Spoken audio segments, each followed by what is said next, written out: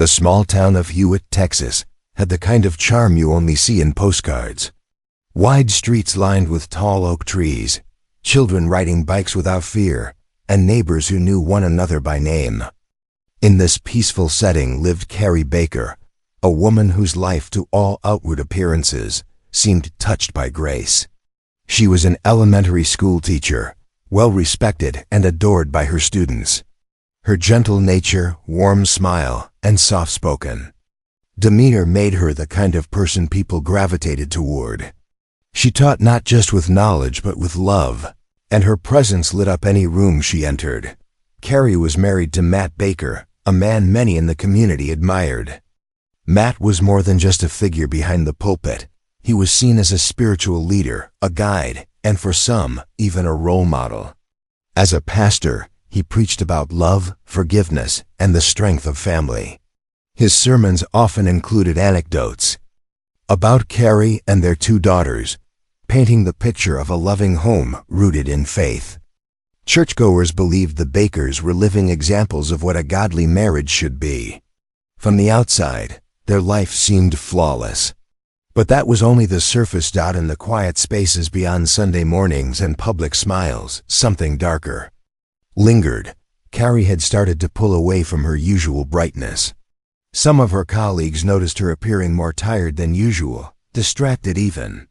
She had stopped staying late after class and no longer volunteered for as many church events.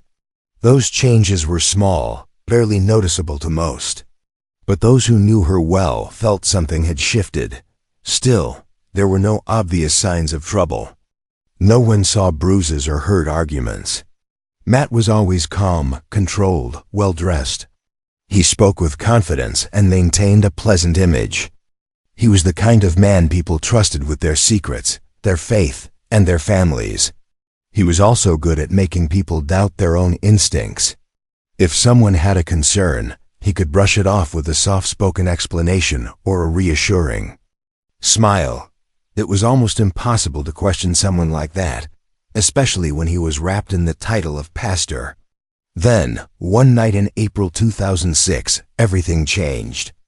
Around midnight, a call came in to 911. Matt reported finding Kari unconscious, lifeless in their bed. He told the dispatcher she had taken sleeping pills and left a suicide note. When first responders arrived, they found her in bed, her body still, a bottle of sleeping pills nearby. Matt stood beside her, calm, almost composed. He explained that Kari had been struggling emotionally, and that she must have made a decision he hadn't seen coming. The officers at the scene didn't notice signs of foul play. The house wasn't disturbed. There were no visible injuries on her body, and the note, though typed, seemed legitimate at first glance. Matt's grief appeared genuine, and with no immediate evidence to suggest otherwise, Kari's death was ruled a suicide. Her body was cremated shortly after, per Matt's wishes. The case was closed quickly, as is often the case in small towns, where people assume they know each other well enough to believe the best. The community mourned the loss of a beloved teacher and devoted mother.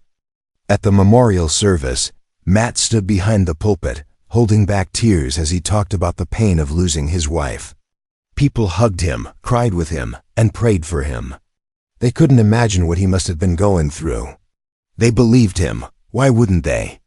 But even as the town grieved and tried to move on, questions began to whisper in the minds of those closest to Kari.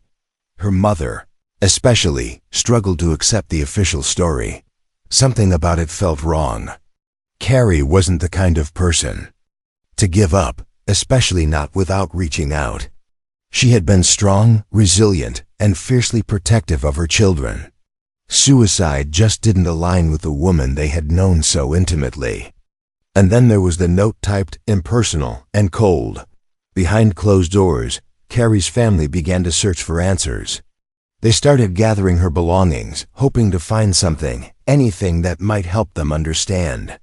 What they didn't know yet was that Kari had already started telling her story before her death.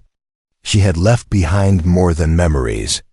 In the pages of her personal Bible, a truth was waiting, quiet, hidden, but powerful enough to shake everything to the core. In the weeks following Kari Baker's death, the town of Hewitt slowly returned to its routines, but the weight of her absence lingered like a shadow over those who had truly known her. Her students left small notes and flowers outside the classroom she had once filled with joy. Church members prayed for her soul during Sunday services, often glancing toward Matt, who sat in the front pew, his head bowed in sorrow. But not everyone believed the story was over. Kari's mother, Linda Doolin, felt a knot in her chest that refused to loosen. Grief was expected, but what she felt was different, an unsettling mix of confusion and fear. From the moment she received the call that her daughter was gone, Linda knew something didn't fit. Kari had never shown signs of depression. She had never spoken of hopelessness or despair. On the contrary, Kari had seemed more grounded in her faith and her love for her daughters than ever. Suicide just didn't make sense. Linda began asking quiet questions. She reached out to friends, co-workers, and church members. Most offered the same story: shock, sadness, disbelief. But a few hesitated before answering, as if they knew more than they were willing to admit. One colleague mentioned that Kari had seemed nervous in the days leading up to her death. Another said she had asked strange questions about prescription, drugs, and toxic substances, though she hadn't gone into detail. These fragments painted a troubling picture, one that clashed sharply with the neat and tidy conclusion of suicide. Meanwhile, Matt Baker's behavior started raising eyebrows. Just weeks after the funeral, he had begun spending time with a new woman. He wasn't hiding it either. He brought her to church functions and introduced her to acquaintances with surprising comfort. To many, it seemed too soon, too disrespectful. But others hesitated to judge. After all, grief affected people in different ways, and Matt was still the pastor. He had built years of trust in the community. Most people were unwilling to believe he could be capable of anything sinister. Still, Linda couldn't ignore the feeling that something was terribly wrong. Her suspicions deepened when she learned that Kari had been cremated almost immediately after her death, without an autopsy. Matt had insisted on it. He told the family that an autopsy would only add more pain, more trauma. At the time, they had been too shocked to question him. But now, in hindsight, the quick cremation felt like a calculated move, one that erased any physical evidence that might have told a different story. As Linda sifted through Kari's belongings, looking for comfort, she came across something that stopped her cold. It was Kari's Bible, worn from years of use, its pages filled with handwritten notes, underlined verses, and personal thoughts scribbled in the margins. One note, tucked between 2 pages in the book of Psalms, read, "He watches me when I sleep. I don't feel safe anymore." Another, more chilling, was written in the back cover, "If anything happens to me, it wasn't by my choice." The words were like a scream from beyond the grave. Linda's heart pounded as she flipped through more pages, each one revealing more about the life Kari had hidden behind her smile. There were references to feeling trapped, to being silenced, to someone controlling her every move. She mentioned fear, confusion, and a deep loneliness that she hadn't shared with anyone, at least not out loud. With this newfound evidence, Linda began to dig deeper. She contacted a private investigator, someone with experience in wrongful death cases. Together, they started to reconstruct the days leading up to Kari's death. They examined her phone records, emails, and financial transactions. They spoke with friends who had once been too afraid to speak up. Slowly, a pattern emerged, a story of manipulation, emotional abuse, and betrayal. The deeper they looked, the more Matt's facade began to crack. He had been seeing multiple women while married to Kari, often under the guise of offering spiritual counseling. His reputation, once stainless, now showed signs of something far more sinister lurking beneath the surface. But the town was still largely in the dark. No formal investigation had been reopened. No charges had been filed. To the world, Kari Baker had taken her own life, but Linda knew better. Kari hadn't been ready to die. She had left clues small, desperate messages that now burned like embers in Linda's hands. Kari had feared for her life. She had tried to leave a trail, hoping someone would follow it after she was gone. And Linda was ready to follow every step, no matter where it led, or how many people refused to believe her.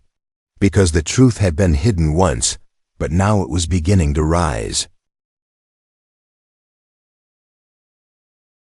As Linda Doolin and the private investigator pushed forward, they started to piece together a version of Kari's life that was nothing like the one Matt Baker had painted.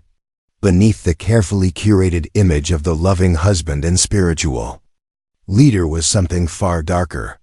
Matt's charm had shielded him from scrutiny for years, allowing him to live two lives, one in public and one in private. The deeper they looked, the more disturbing things became. The first major breakthrough came from Matt's past. Before moving to Hewitt, he had worked in other churches across Texas. At one of those postings, rumors had circulated about inappropriate relationships with women in the congregation. Nothing had ever been proven, and no official complaints had been filed. But when Linda and the investigator contacted former church members, they uncovered whispers of emotional manipulation and crossing boundaries with female parishioners. Some women described Matt as flirtatious and too familiar, especially when counseling women in distress. One former church secretary recalled a particularly troubling incident. A woman in the church had come to her in tears, saying Matt had made her feel uncomfortable during a counseling session. She didn't want to report it, fearing no one would believe her. The issue quietly faded away, buried under the pressure to protect the church's image. These old stories painted a picture of a man who had long hidden behind the pulpit to mask his behavior. As they built their case, the private investigator discovered that Matt had not only started dating a new woman shortly after Kari's death, he had been involved with her before Kari died. The relationship was far from casual. In fact, Matt had told the woman that he was planning a future with her, and that his marriage to Kari was essentially over. He claimed Kari was unstable and unhappy, and that he was only staying in the marriage for the sake of the children. The woman had believed him. She had no idea that she was part of something much darker. Bank records revealed that Matt had used a church credit card to buy gifts for this woman. While Kari was still alive, he had also searched for sedative medications online in the weeks before Kari's death. Though he had no prescription for those drugs, he had once worked as a hospital chaplain, giving him access to medications and relationships with medical staff. That detail was deeply troubling. If Matt had access to sedatives and Kari had died with them in her system, the suicide theory began to look more like a cover-up. Then came the suicide note itself. When Kari's family first saw it, they were struck by how unlike her it felt. It was typed, impersonal, and robotic. The signature at the bottom was a photocopy, an odd detail that had been brushed aside by investigators at the time. But now, it took on new meaning. A forensic document expert was brought in to examine the note. They concluded it was likely fabricated. The language was inconsistent with Kari's known writing style, and the signature appeared to have been copied and pasted from another document. It was the first piece of hard evidence that directly contradicted Matt's story. Still, it wasn't enough. The case had been closed for months. The body had been cremated, eliminating many forms of physical evidence. There were no eyewitnesses, no recorded confessions. It would take something more concrete to reopen the investigation. That's when Linda returned to the Bible. She had already discovered Kari's handwritten notes, but she hadn't yet shared them with law enforcement. Now, armed with additional evidence and mounting suspicions, she decided it was time. She handed over the Bible to the authorities, along with a detailed summary of the findings from the private investigation. Tucked between pages of scripture were Kari's desperate warnings. Notes like, "He wants me gone soon. And if something happens to me, it wasn't me.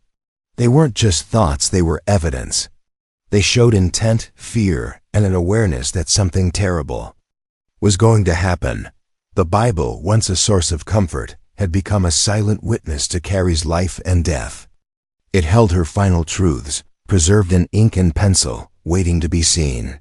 Investigators, now faced with a much more complex picture, began to reconsider the case. What once looked like a tragedy was beginning to look like murder. Kari hadn't simply died, she had been silenced. And her killer had believed he'd gotten away with it.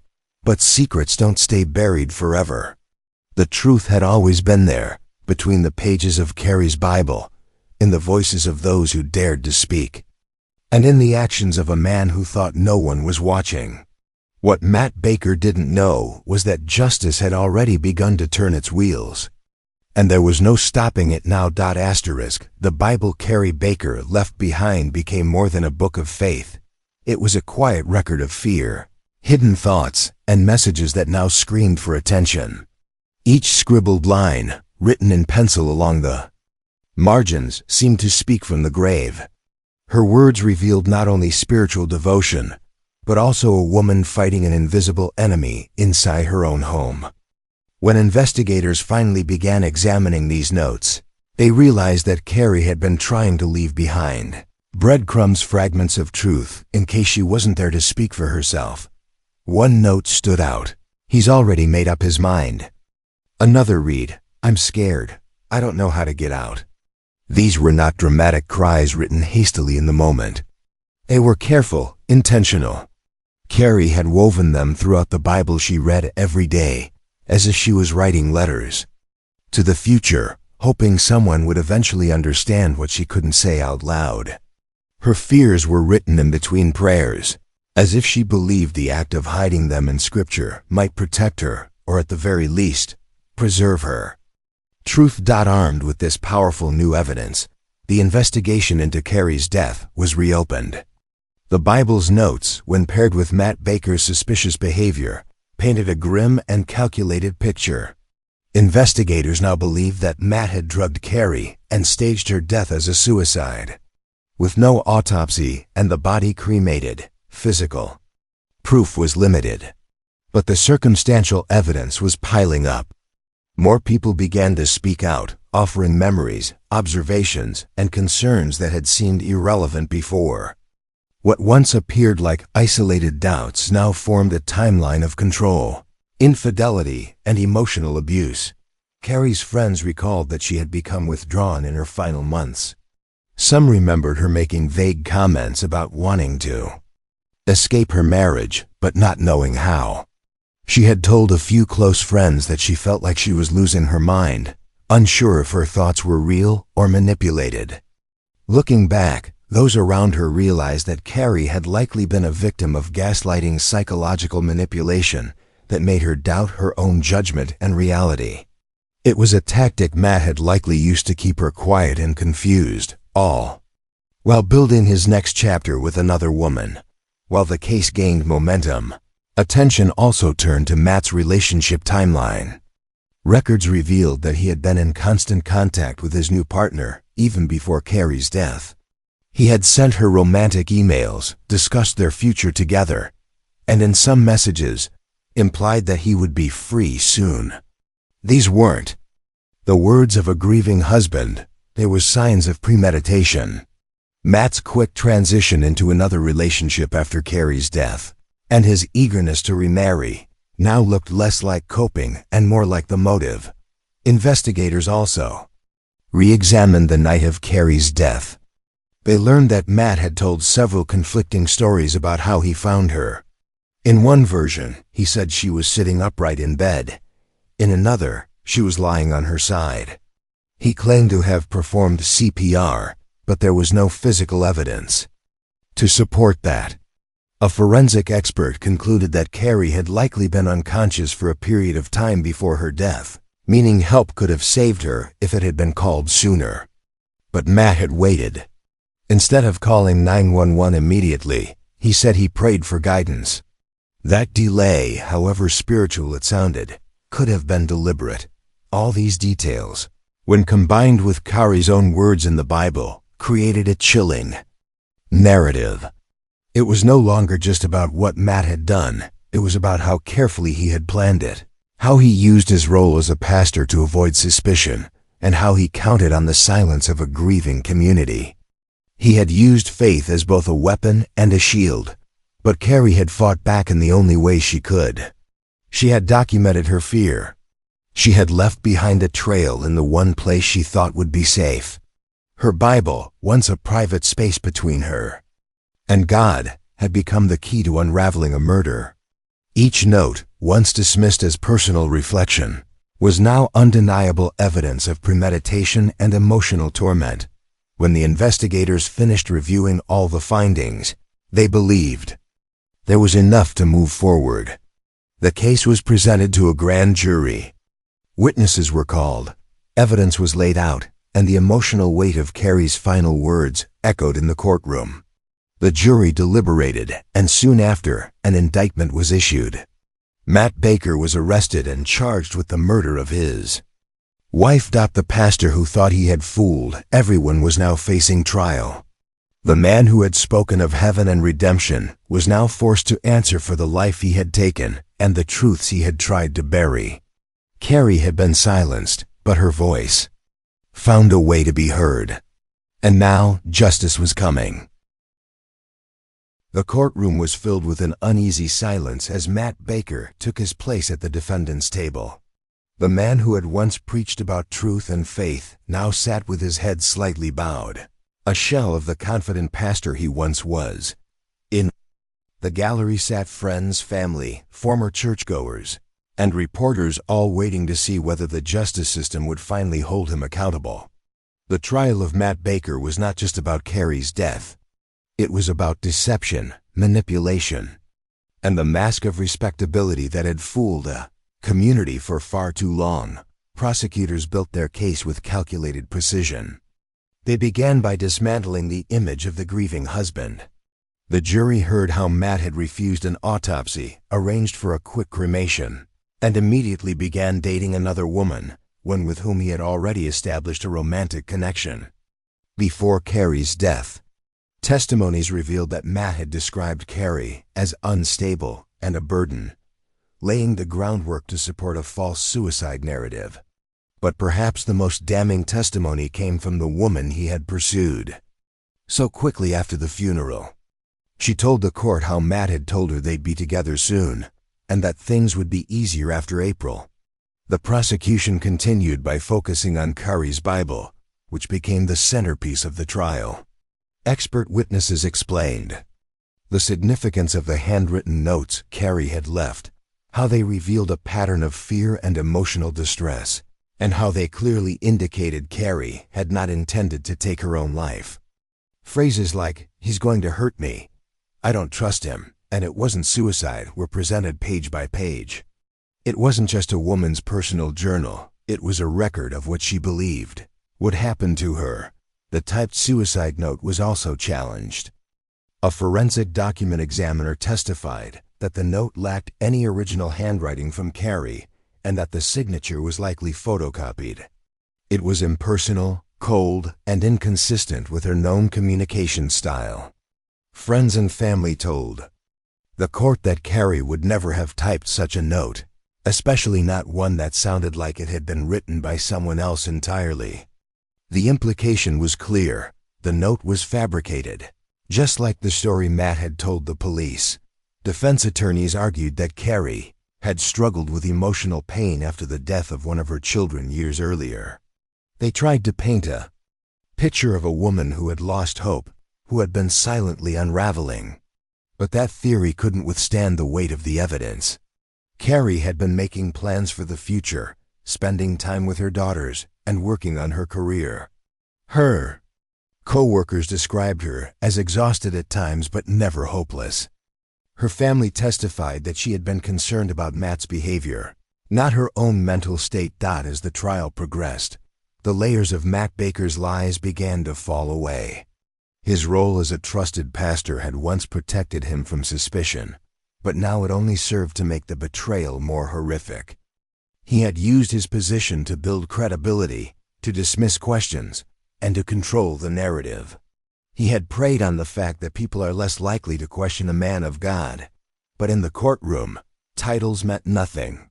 Only the truth mattered. After days of emotional testimony and expert analysis, the jury was sent to deliberate. The wait was tense, the air heavy with anticipation. Then, after hours behind closed doors, the verdict was read aloud. Matt Baker was found guilty of the murder of his wife, Kari Baker.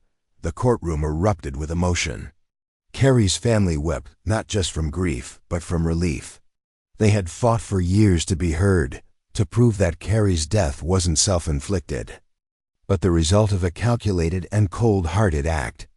Matt was sentenced to 65 years in prison. The case of Kari Baker would go on to leave a lasting impact, not just in the small town of Hewitt, but across the country. It became a stark reminder that appearances can deceive, and that evil can hide in plain sight, even in places meant to offer safety and hope.